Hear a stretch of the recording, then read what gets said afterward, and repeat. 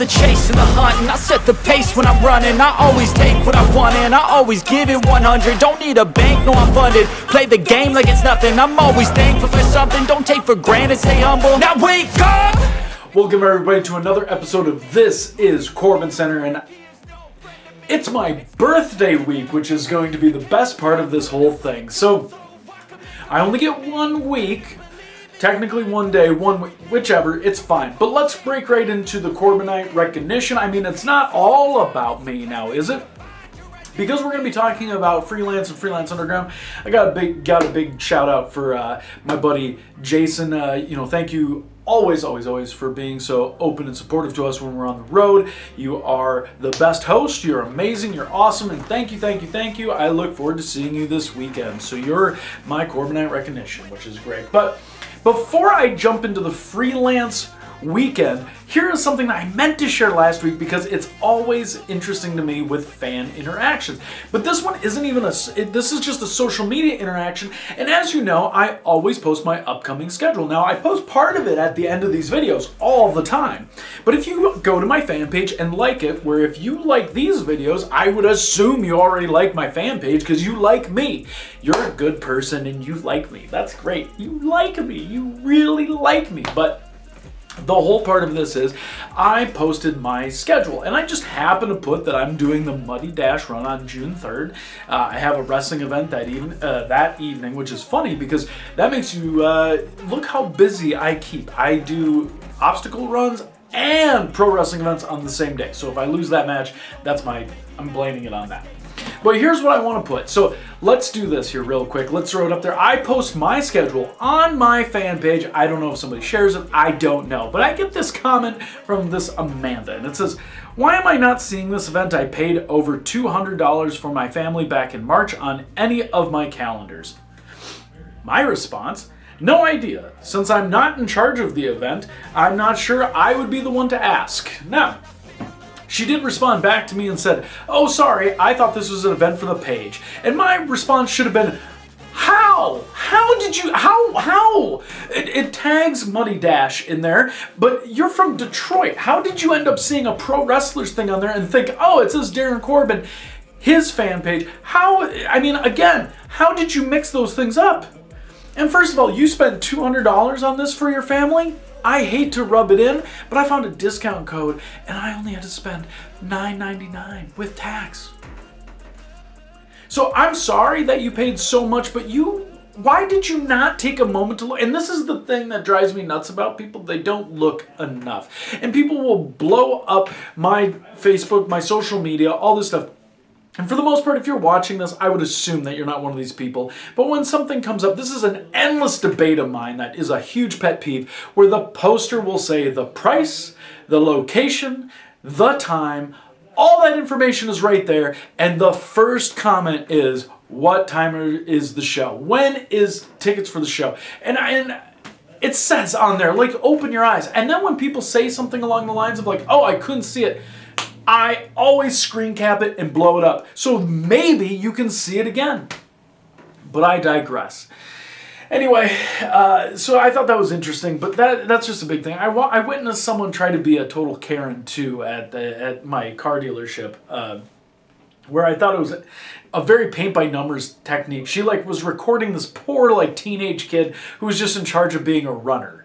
And she recorded him because she got the wrong keys, and she was complaining about this and pissed off about this. And the funny thing is when I complain and I'm ticked off, I don't do things by the book. What I do is I end up ginger snapping referees and ruining shows. That's what I do. I ruin your main event. I cost your championships, and that's what I end up doing. Ask Eric Cannon. I've been a thorn in his side. Ask Second Wrestling. I've been a thorn in his side. But this person pulled out a phone, tried to record a 16-year-old who doesn't want to be there on a Saturday anyway, and to his credit, she was like, "What is your name?" And he's like, "My name is blank, and if you have a problem with me, you can just talk to my boss," and walked off. And I was like, that's great. Because she thought that somehow she was going to post this online, and she was going to post this and suddenly get this kid fired or get them in trouble or whatever.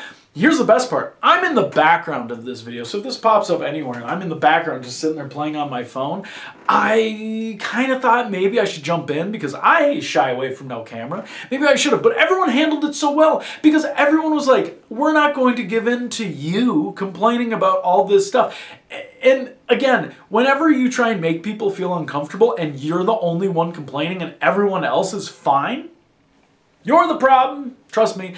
I know I could fit that Taylor Swift song anytime. First of all, I'm an anti-hero. Everybody loves me. But second, the big part is I know that sometimes I make the problem. But I never wonder why, what's going on. I don't look at the common denominator. Some people need to look in the mirror and go, I'm the problem.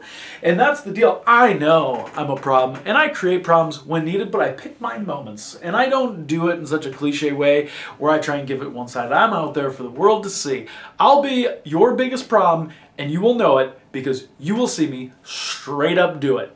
I don't hide it. Rant over. Now let's go into the championship stuff that I need to talk about. First of all, I'm going back to freelance. It's just been a while. I was back there in February. I was part of a gauntlet. Got a chance to try and derail Storm Grayson. Good for you, Storm Grayson. You ended up winning that championship. But this is my opportunity to get back in the championship hunt, and I have to do it in the Freelance Rumble. Now, Corbin, are you upset about driving all the way to Chicago just to be in a Rumble? Now, first of all, I've almost won this Rumble. I was in the final two before. I spent 40 minutes in this Rumble. Last year's Rumble, whatever, I got eliminated by Storm Grayson. So I think I have the perfect story and perfect redemption moment. And I looked at the roster of people who are going to be in there. First of all, you got Dan the Dad. Dan, I know that you're going to be sick and tired of watching over all these kids. We'll get rid of you nice and easy. You have Shazza. Shazza's in this, and she's an Australian, so everything's upside down. It won't take easy. Whatever that quote is about not banging spiders or whatever, that's weird. Whatever your Australian tactic is, I don't know. But either way, let's get rid of you because I'm not here to mess around either. And again, the only bummer that I have this time is I haven't seen Bucky be in it. And if Bucky and I could pull a Lex Luger and a Bret Hart and co-win this, we absolutely would. Could you imagine Storm Grayson versus Bucky versus Corbin taking home records, end up winning the Freelance Championship? That would be great. But I'm looking to redeem myself for a second time. I want to have another title reign. And the biggest reason of going down to Chicago and Freelance was my big redemption story, and I'll tell you this right now, there would be no bigger redemption than 5 years later winning the championship for a second time. So that would be big. And I'm coming for you, Storm Grayson. You got lucky last time. You had your moment. Your moment's done. Kaput. I win. And then I go to Freelance Underground. The funny thing is in February, Freelance Underground ran a show right after Freelance. I was kind of like, why would you not want me there?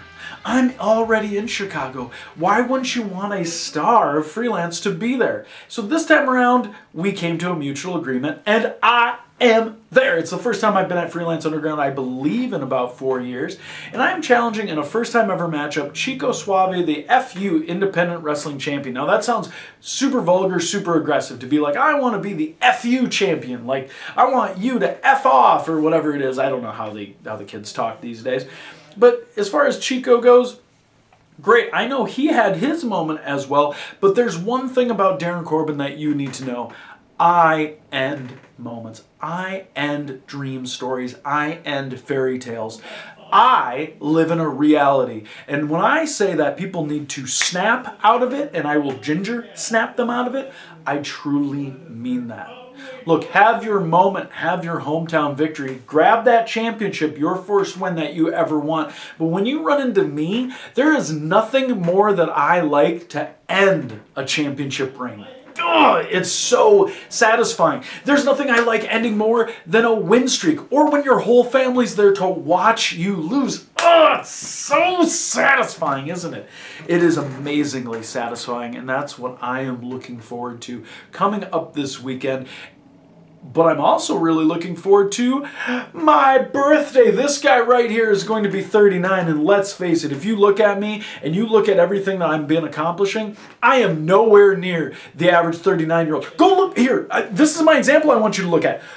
Look at John Tenta. When he was 29, he looked way older than me. Look at those guys from back then. I still look like a kid. If I were to shave this off, oh my gosh, I would be carded. You would think if I started from scratch, you would think I was a rookie. If I shaved everything off, dyed my hair, which I will not, I would look like a rookie. I still got the looks. The young, I don't age.